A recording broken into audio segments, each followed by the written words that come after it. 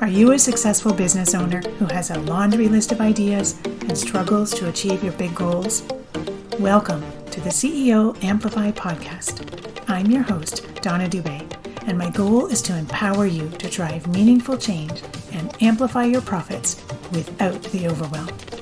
Join us as we provide actionable solutions for visionary CEOs like yourself to up-level your CEO skills, streamline operations, and master strategic prioritization. Learn how to scale your business to new heights, working smarter, not harder. If you're ready to reclaim your time and accelerate your growth, let's dive in and start this exciting adventure together. Remember, the only limit to your business growth is the one you set for yourself.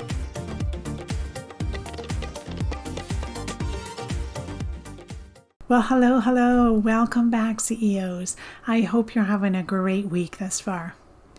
Have you ever felt complete overwhelm in your business? A time when you just had so many ideas and tasks running around in your head that you didn't know where to start. You didn't know what to prioritize or even how to prioritize. And for some of you, it may have just put you in a paralyzing state where you didn't do anything and weren't very productive because you didn't know how to put your foot forward and get started.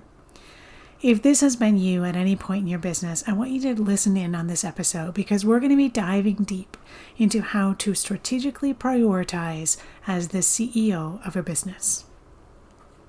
So yes, friends, we've all felt it before. Those times when our head is just full of ideas and tasks and things that need to get done, and our team is asking for this and that, and our emails and our DMs, and sometimes we just want it to all go away. And we might look at a list of tasks, we might have a list of tasks, but we don't know what to start with, we don't know what's most important, and it just leaves us in a state of paralyzing, really, doing nothing, because we just don't know how to go forward. You know, decision fatigue is real, and I've heard this said many times before, but you get an email in your box, you read the email, you deal with it later. Come back to the email later, you read it again, still haven't dealt with it. Come back to it a third time, and now finally you're doing something. That decision fatigue is leaving your mind getting very busy and tiring you out. And the same can happen with the list of tasks that you have to do and to help sort out what you're going to do next. So I want to walk you through an exercise that I have found really, really helpful in my own business, but also when I'm working with clients to help in that state of overwhelm.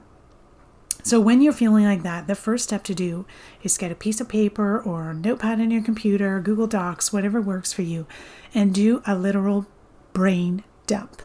Now, friends, we're not trying to prioritize these tasks. We're not trying to label them. We're not trying to put them in special categories. We're not doodling. We are literally listing the tasks and releasing them from our mind onto the paper or the computer screen. A literal brain dump. Spend 15 minutes max, set a timer, and go. You want to get as many tasks out of your brain at that moment in time that you can. All right, now once you have that list, now we're going to categorize those tasks based on a matrix of 4 categories. You've probably heard me talk about this before, and you may have seen it, in the online world as well. It's really a common matrix to use, but it's called the Eisenhower Matrix. And what it does is help us plug these tasks into the correct quadrant. So on your paper or your computer screen, whatever you've got in front of you, I want you to draw a box that has 4 quadrants in it, 4 boxes inside. And we're going to put criteria in each of those boxes. So in the top left is going to be important and urgent. In the box below that is going to be not important and urgent. The box in the top right is going to be important and not urgent. And the box in the lower right is going to be not important and not urgent. So I'm going to walk you through each of those boxes and give some examples of tasks that will fit in each of them so you can get a better picture of how this works. So I want to just talk a little bit about the criteria first so you understand what this means. When I'm talking about important, I'm talking about things that are revenue generating. things that are going to move our business forward that we can tie directly into gaining revenue in our business. And the second criteria, urgent, these are things that need to get done within the next day or two. This is not a random assignment of a date. It's a set date. And if things aren't done by that date, there's going to be other consequences that we don't want to happen. So it's not just I pull it out of the sky, I want it done in 2 days. There's actually a negative consequence if we don't have it done within the next couple of days. So let's start now plugging different tasks into these 4 quadrants. So first up, in the top left, we've got important and urgent. This is the day-to-day tasks that need to happen in your business. Things like making sure your customers are taken care of, sending out your email reminders, being present for team meetings, your coaching calls, whatever those things are that happen on day-to-day and need to happen to keep your business going. They're important because they're related to your revenue. They're urgent because they need to be done in a certain time frame. Okay? So we want to minimize, as a CEO, the amount of time we're spending every week on these types of tasks. So we have to evaluate, okay, this task needs to be happen, but doesn't need to be happening by me. Can I give it to a part-time team member? Can I streamline my process so that it makes it easier and flows smoother and this step doesn't even need to happen? Can I use an automation in one of the tools that I have to make this process happen without me lifting a finger? And do I need to keep doing this task? Is it that important? So those are some of the questions we have to ask ourselves when we're going to put a task in that important and urgent section, and then decide who's going to do it and how it's going to get done. All right, the next quadrant is not important and urgent. So these things need to get done by a certain date, but they're not revenue generating. So as an example here, paying your income taxes. We all need to do it. It all needs to be done by a certain deadline. And if we don't pay our taxes by a certain deadline, there's going to be negative consequences of it. So most of us try our best to ensure that we have those done on time. But they're certainly not revenue generating in themselves. So tasks that you put in this bucket, in this quadrant, are things that you want to look at systematizing and outsourcing. These are those $10 tasks, those maintenance level tasks that need to get done, but not necessarily by you. All right, moving into the third quadrant, not important and not urgent. So here we have tasks that don't need to be done by a certain time and aren't specifically revenue generating. So any tasks that are in this area, we really have to stop and ask ourselves, do we need to keep doing this?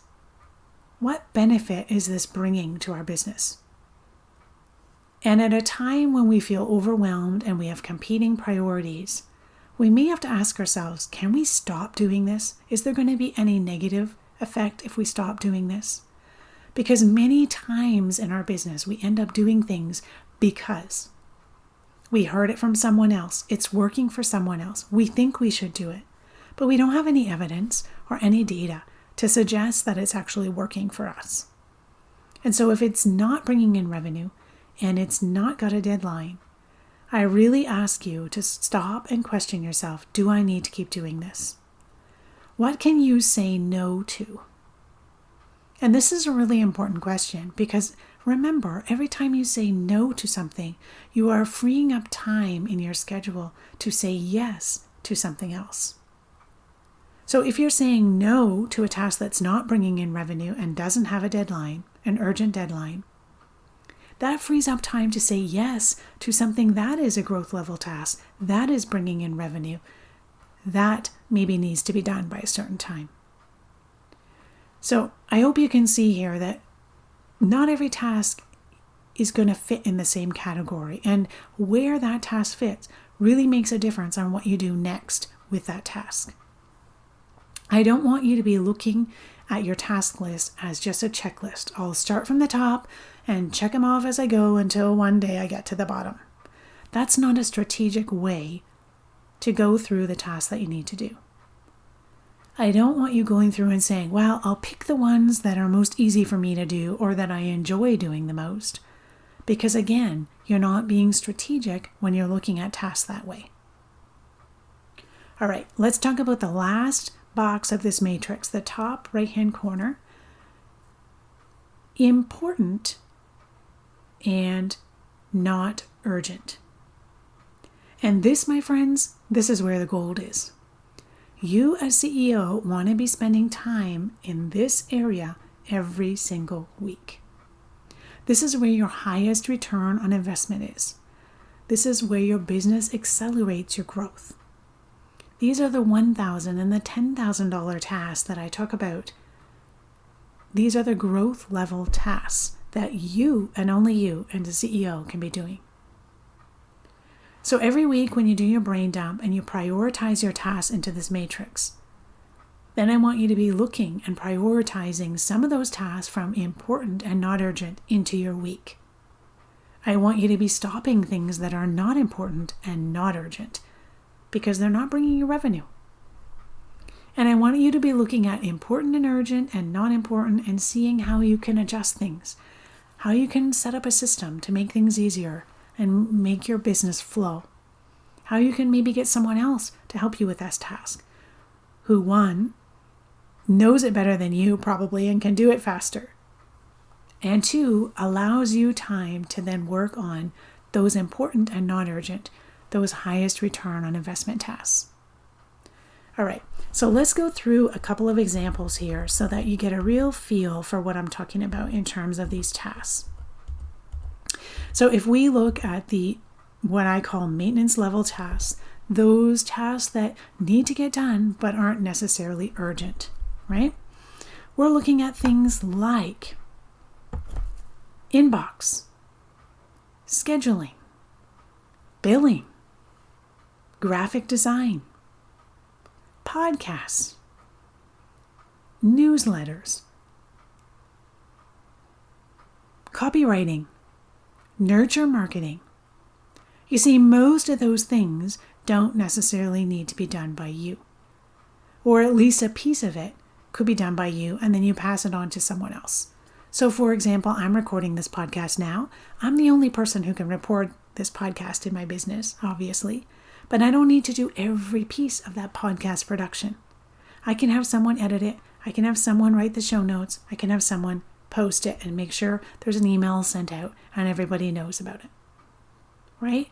The same with copywriting. You may write draft copy, but you don't have to design the page and get all the tech working behind that. So these kind of tasks are going to go in those two boxes. Important, they have to happen.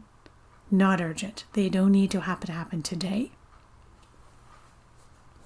And then the other side, where you want to be spending most of your time, is on those growth level tasks. Your CEO power hour, right? Your weekly appointment with yourself to really analyze where you are in your business and what your top 3 priorities are. Having sales conversations, doing webinars and challenges that directly lead into a paid product, doing interviews and guest teaching, networking. All of these things are things that you as CEO have to do. But my friends, if you fill your week with all those tasks on your checklist, you're never going to get to these growth level tasks. So we need to take that big task list and strategically map it out. Which quadrant are each task on your task list going to fit into? And then you ensure you're prioritizing those growth level tasks. Find a way to systematize, automate, or pause some of the other tasks to free up your time so that you can really be acting like CEO of your business. All right, I hope this episode was helpful for you and helps you to see an exercise and a way that you can take that humongous task list and break things down so that you can really focus on what's most important for you to be doing.